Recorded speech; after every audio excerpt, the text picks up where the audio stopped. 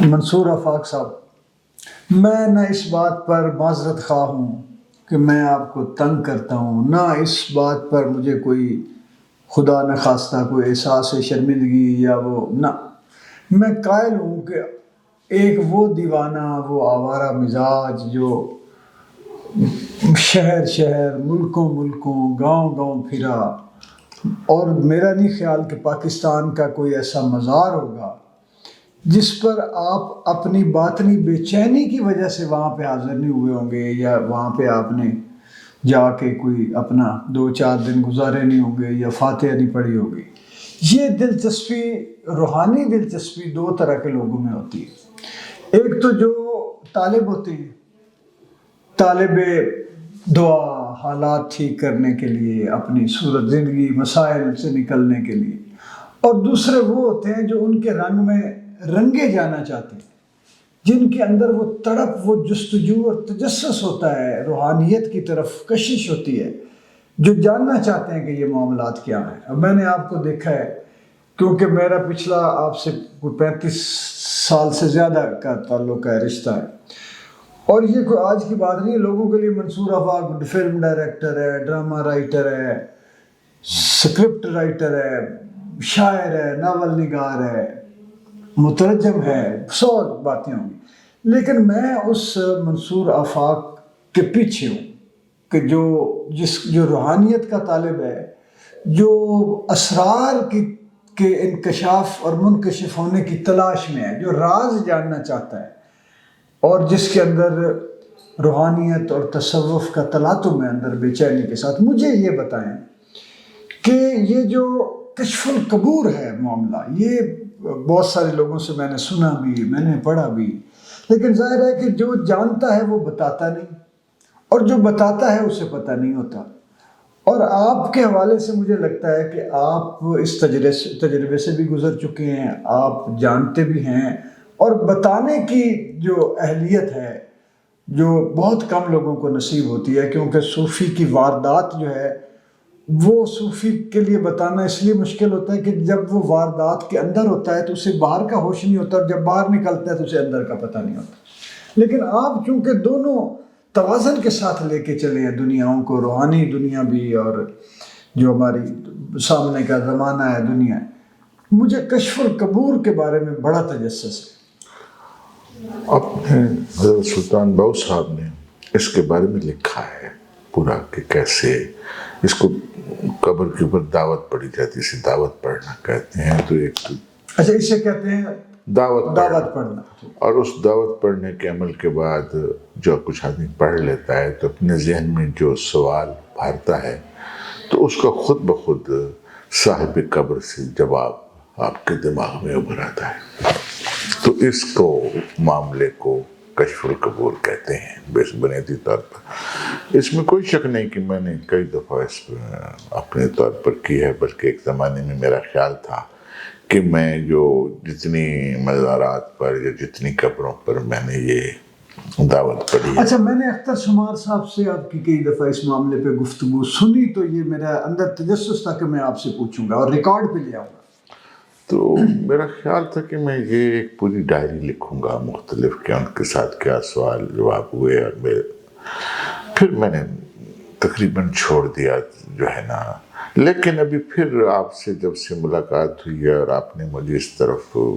راغب کیا ہے کہ لوگوں کو بھی اس کے بارے میں بتایا جائے، یہ نیکی کا کام ہے، یہ کوئی برائی تھوڑی ہے کہ چھپائی جائے، تو میں پھر سوچ رہا ہوں کہ میں نے زندگی میں جہاں جہاں بھی دعوت پڑھی اور جن بھی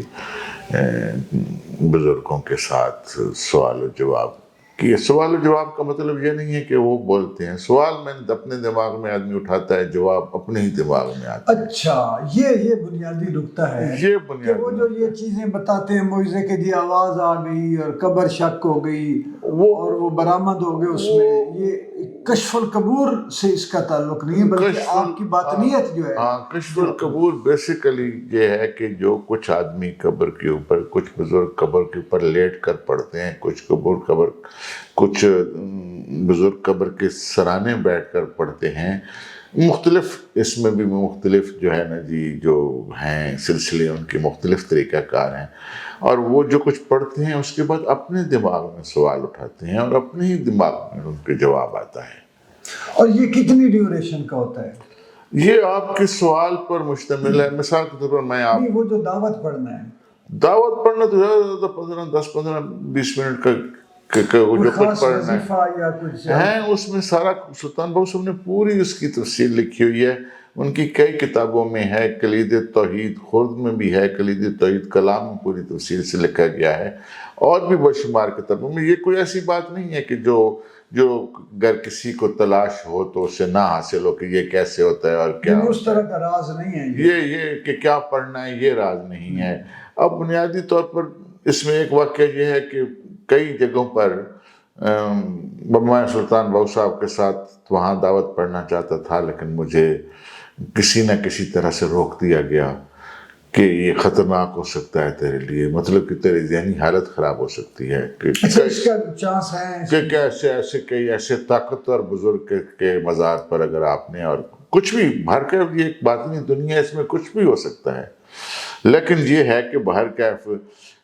اس پر میں 100% میرا ایمان ہے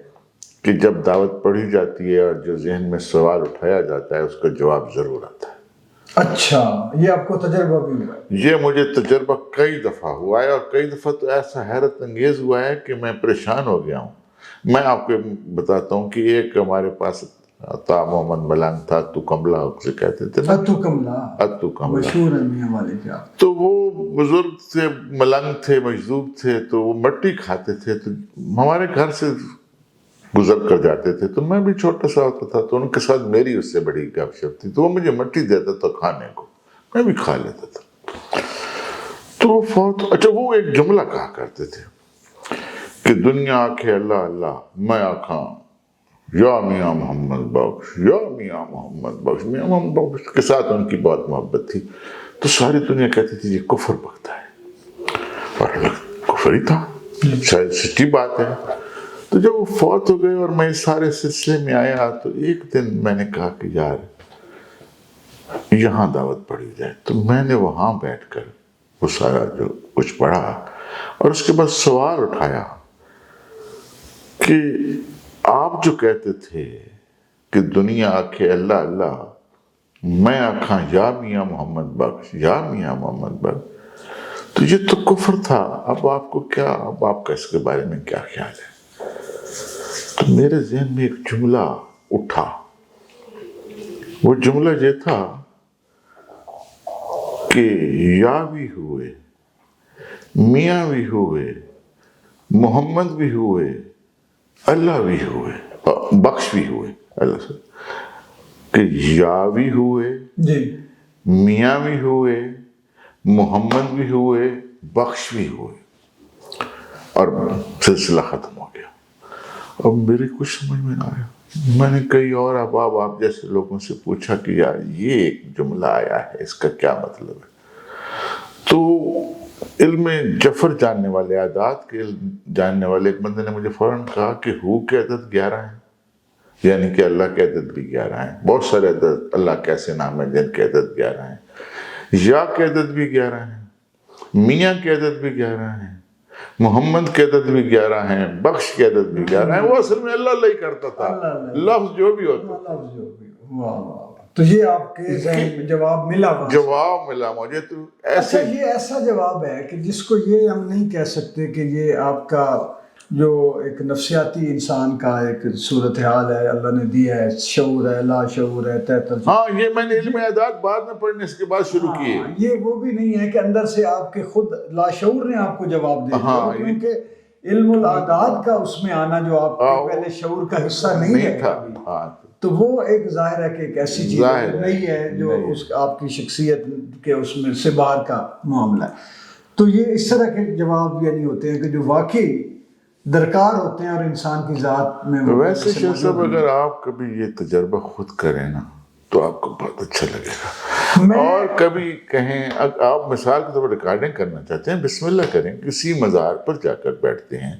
وہاں پورا اس کو کرتے ہیں کشف القبور کا، جو پورا ایک جو بھی پڑھنا ہے وہ بھی پڑھتے ہیں، پورا پروگرام آپ خود گفتگو کر کے دیکھیں، آپ خود سوال اٹھا کر دیکھیں، آپ کو ایک عجیب سی اندر خوشی بھی محسوس ہوتی ہے، واہ واہ واہ. آپ کو ایک نئی توانائی کا احساس ہوتا ہے. اچھا میرا ویسے دل ہے